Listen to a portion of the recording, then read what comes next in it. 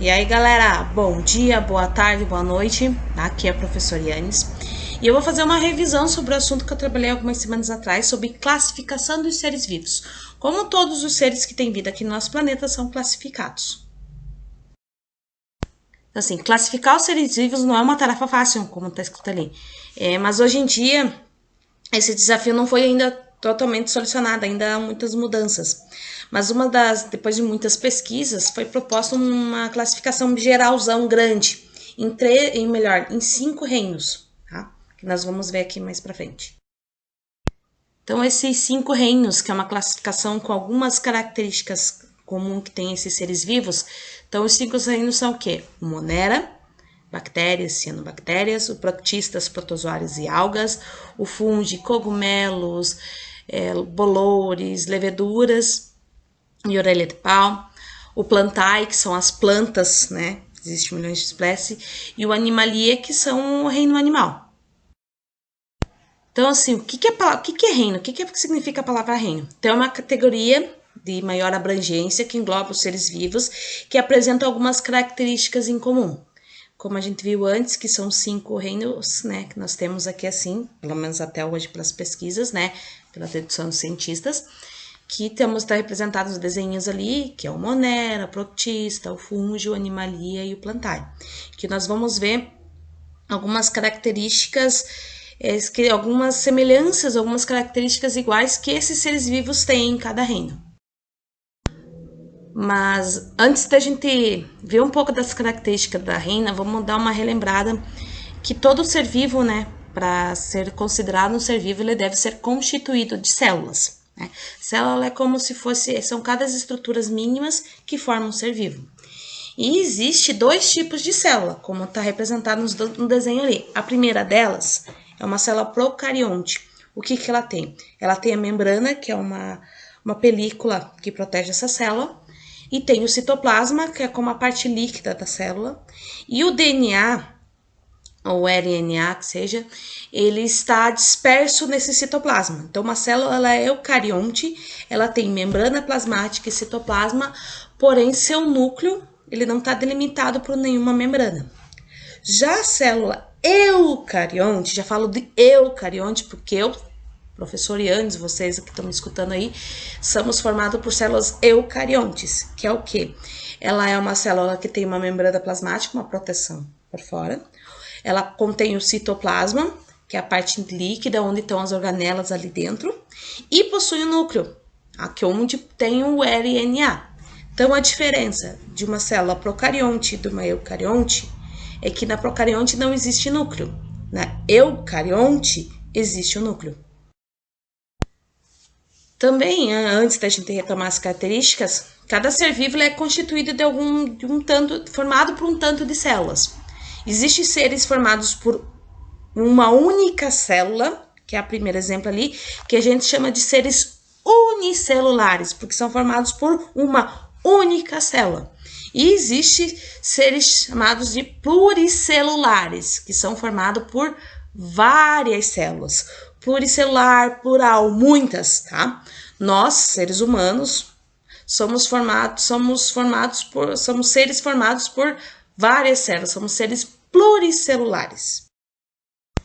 Então, assim, o primeiro dos reinos que são classificados nossos seres vivos é o reino Monera, tá? O mais simples de todos eles, que são seres formados por uma única célula, então são seres unicelular. Como a gente consegue ver cada desenho ali assim, cada desenho é um ser vivo, ou é uma bactéria, como no exemplo ali assim, ou uma cianobactéria, como aquelas bolinhas mais esverdeadas que tem ali no desenho, tá? Então, eles são seres formados por uma única célula, e que a gente não consegue visualizar a olho nu, só através de microscópicos. E eles não, as suas células, na verdade, eles não possuem núcleo. Então, o material, o RNA ou o DNA, está disperso no citoplasma. Então, eles são seres procariontes. Então, característica do reino Monera, são seres unicelular, formados por uma única célula, e são seres procariontes, porque suas células não possuem núcleo. Então, aqui, o reino protista ou protista, né? Aqui sim é uma variação quanto à formação desses seres, né? Que podem existir seres unicelulares, formados por uma única célula, que é o caso de protozoários, e tem algumas algas que são formadas por uma única célula. Eles não são vistos a olho nu, só microscopicamente, né? Ou também pode ter outros seres, né, que são formados por várias células, os pluricelulares, que é o caso das algas, a imagem que nós temos do lado ali assim. E o que eles têm mais em comum ali, que suas células, que são formadas ou por uma célula ou por várias células, essa célula possui núcleo, quer dizer que eles são seres eucariontes, tá? Retomando ali assim, dos exemplos que eu coloquei do protozoário, o Paramécio caudatum, né, a pessoa que provavelmente descobriu esse protozoário ali assim, podia ser um parente meu, caudatum, caudato, tudo pode, né? Então, ali os protozoários, que são seres formados por uma única célula, o desenho ali assim, uma única célula dele ali, e existe os formados por várias células, que é as algas. E ambas das células possuem núcleos, são seres eucariontes. Outro dos reinos é o reino fungi, o reino dos fungos, né? Ele também tem uma definição quanto a como são constituídos por células, né? Então, existem seres pluricelulares, formados por várias células, que é o exemplo que a gente tem ali dos cogumelos, que a gente vê ali assim, dos bolores e da orelha de pau, né? E existem seres formados por uma única célula, que no caso ali são as leveduras. E ambos deles, né, das 4 representantes do reino fungi, suas células possuem núcleo. Então, eles são seres eucarionte. Muitos desses seres ali são comestíveis, algumas espécies de cogumelos são comestíveis. No caso do desenho ali, que é vermelhinho, esse é alucinógeno, não se recomenda, né? As leveduras, que é o desenho do lado esquerdo ali, ou melhor, do lado direito, ele é muito utilizado em pães, né? Então, você come fungos quando você come pão, mas não se preocupe, eles fazem bem à nossa saúde, você não come em excesso. Para fazer as cerveja, vinho, necessita de leveduras, necessita de fermentação, né? E existe, claro, a orelha de pau não é consumível, né? Ele dá em materiais em decomposição. E como tem ali naquele desenho daquele pão com bolor, às vezes quando a gente vê um pão que só tem um pedacinho desse bolor, né? Assim, vou cortar fora e vou comer o restante, então vou dispersar. Engana-se. Essa parte que a gente vê de fora já está o processo bem avançado desses seres, desses bolores, ele assim. Já dentro do pão, ele já tomou o pão inteiro. Então, quando a gente vê um pão que está mofado um pedacinho, a gente tira, na verdade, ele já está todo contaminado. Então, o outro do reino, o reino plantae, o reino das plantas, né? Eles são seres que foram constituídos por várias células, então são seres pluricelulares. Suas células contêm núcleo, né? Então, existe o núcleo ali, o DNA está delimitado por uma membrana. Então, são seres eucariontes, né? E a diferença é que eles produzem seu próprio alimento, né? São autótrofos. Autótrofos quer dizer o quê? São seres vivos que produzem seu próprio alimento. Eles conseguem, através do processo chamado de fotossíntese, né? Ele consegue obter seu alimento para poder se desenvolver e, né, crescer. Existe, eu não tem nem como eu colocar quantas espécies existem, porque tem em torno de mais ou menos 390 mil espécies diferentes de plantas, desde minúsculo até plantas enormes de metros de alturas. Então, não tinha como eu colocar esses exemplos ali assim, em algumas imagens, tá? Então, uma diversidade enorme de espécies que nós temos no reino plantae. Mas, então, as características principais desse reino ali, assim, entre eles, são seres são seres constituídos, formados por várias células, então são seres pluricelulares. Suas células contêm núcleo, então são seres eucariontes, e são seres que produzem seu próprio alimento, são seres autótrofos. E o último dos reinos que nós temos, o reino animalia, o reino dos animais, né? Que inclui nós, seres humanos. Os seres vivos deles são constituídos por várias células, então são seres pluricelulares. Sua célula possui núcleo, são seres eucariontes. Mas a diferença com o reino plantae é que nós não produzimos o nosso próprio alimento. Nós somos seres heterótrofos, quer dizer, o que não produzimos o nosso próprio alimento. Nós necessitamos ou nos alimentar de outros seres vivos, ou animais, ou plantas, ou fungos, né? Os cogumelos e assim por diante. Então, nós necessitamos de outros seres vivos para poder nos alimentar.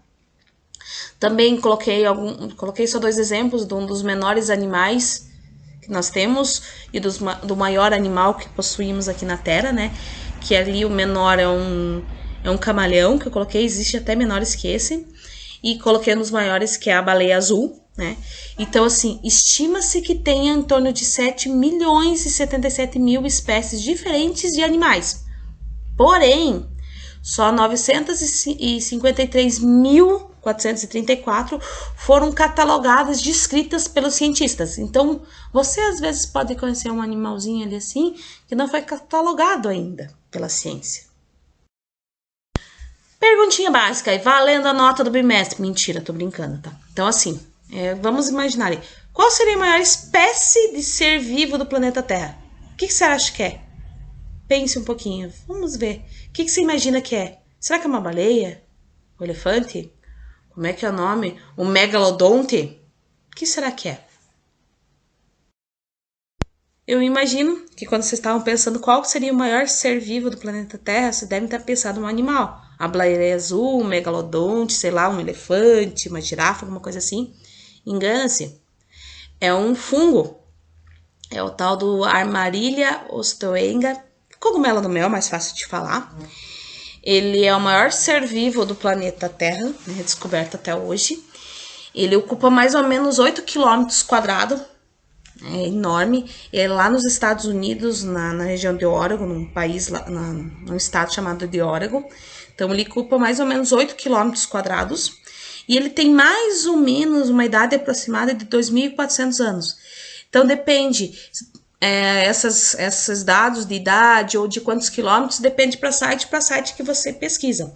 Mas, sim, esse fungo, o cogumelo do mel, que você não pode comer porque ele é meio tóxico, né? Ele é um dos maiores, ou melhor, ele é o maior ser vivo descoberto até hoje no nosso planeta Terra. Aqui tem umas imagens desse cogumelo, né, de ambos os cogumelos. Ali em cima tem o desenho da floresta onde ele vive. Só que ele também é considerado uma praga, porque ele tá matando muitas das árvores que tem ali. Até foi descoberto por acaso, porque se observou que muitas das árvores estavam morrendo, né? E foram tentar descobrir o porquê disso, por que essas árvores acabavam desaparecendo ali assim. Aí eles conseguiram descobrir esse cogumelo que atinge quase 8 quilômetros quadrados. Aqui eu coloquei uma foto, na verdade, cheia de coraçãozinho borrado para não parecer as pessoas que estavam comigo, mas é uma viagem de estudo que eu fiz quando eu trabalhava no Casimiro de Abreu, né? Que a gente foi conhecer um lugar que tinha vários animais, várias plantas, né? Até ali eu tô segurando uma cobra piton, bem mansinha, básica. Mas para que eu coloquei essa foto? Para mostrar, na verdade, qual que vai ser a atividade para a gente fazer em cima dessa revisão do conteúdo sobre classificação de seres vivos. Lá dentro do Class 1 vai estar lá, o jogo da classificação de seres vivos. Vão ser adivinhas em cima do assunto que vocês vão ter que descobrir a que característica às vezes pertence. Tá lá, eu sou um ser unicelular formado por várias células. Aí você vai ter que me dizer se ele é um ser vivo que pertence ao reino animalia, reino proctista, ao reino fungi e assim por diante, um dos 5 reinos, tá? Foi bem simplesinho, uma adivinha bem básica, ele é assim, um joguinho que já foi produzido ali para vocês. Qualquer dúvida estou à disposição, tá, galera? Beijo, até a próxima, tchau!